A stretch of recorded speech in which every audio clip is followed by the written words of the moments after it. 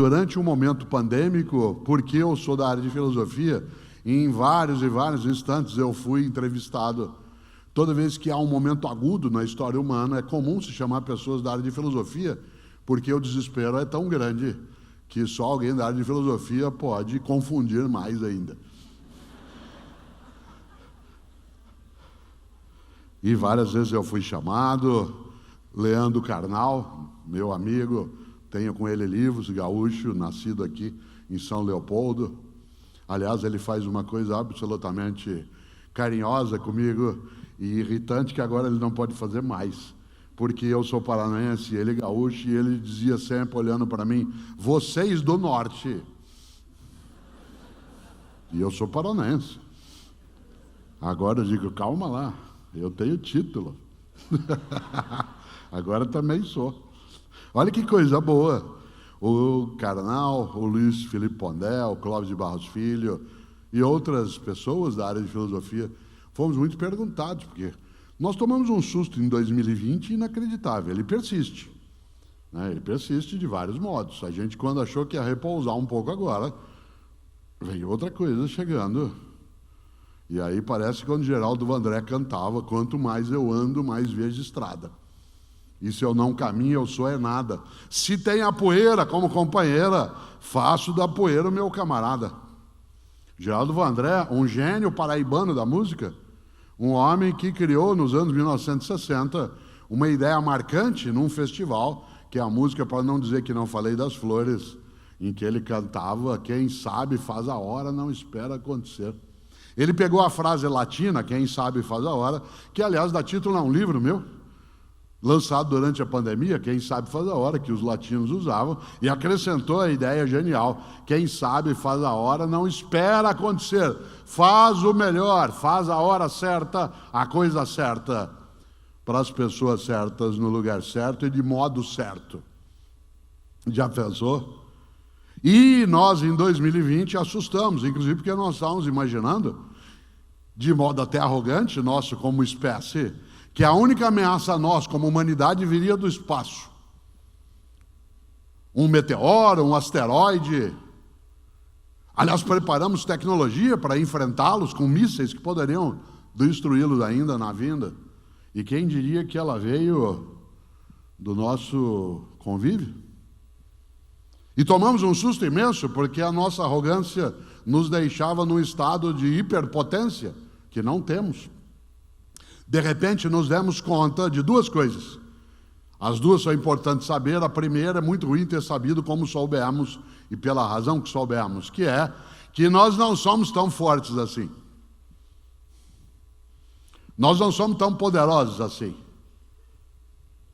E nós aprendemos isso do modo pior, porque a pior maneira de aprender é pela dor.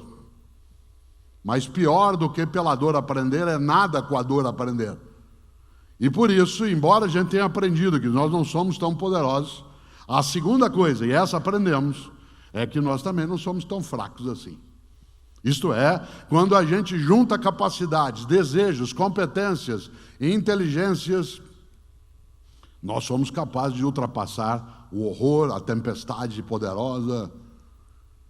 Aliás, quando do início, em 2020, desse momento mais traumático na nossa convivência, algumas pessoas, face ao horror, disseram, o que eu posso fazer? Se entregando.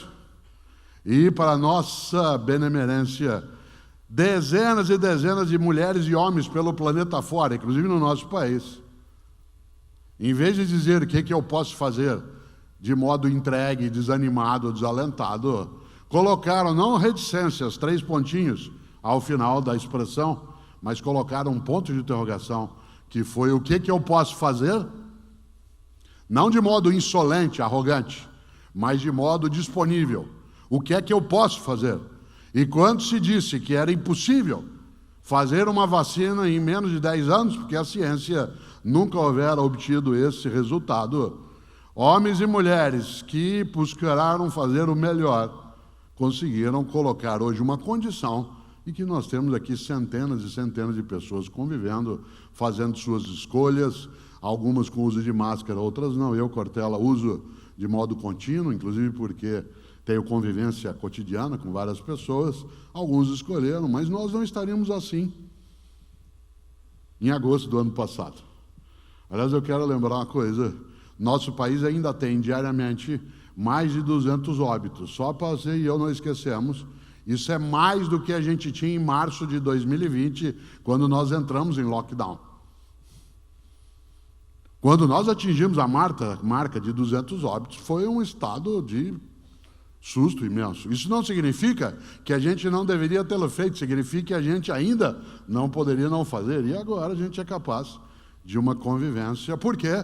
Porque pessoas em várias áreas, na medicina, no cuidado de saúde, no transporte, na geração de energia, na produção de alimento, na segurança, em vez de dizer o que eu posso fazer, se colocaram disponíveis dizendo: o que é que eu posso fazer? Cá estou. Nossa gratidão, ela foi muito forte em 2020 para as pessoas na área de saúde e de cuidados em geral.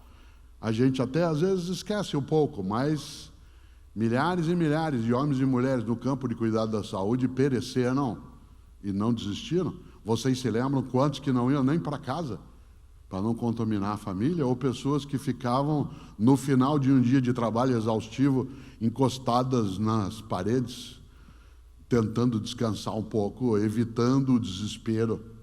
Que coisa magnífica nós sermos capazes de imaginar que algumas pessoas, ao pensarem a vida devia ser melhor, acrescentam um "e será".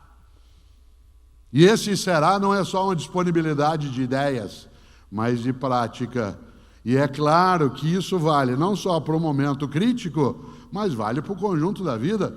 Você já imaginou quanto que cada pessoa, na condição que tinha, na produção de alimento, na segurança, no transporte, no cuidado, no hospital, fez o melhor naquela condição? Porque se uma parte dessas pessoas dissesse: o que eu posso fazer, eu não tenho condição, parasse de fazer porque não tinha condição ideal para fazê-lo, ainda bem que pessoas foram capazes de pensar: vou fazer o meu melhor nesta condição.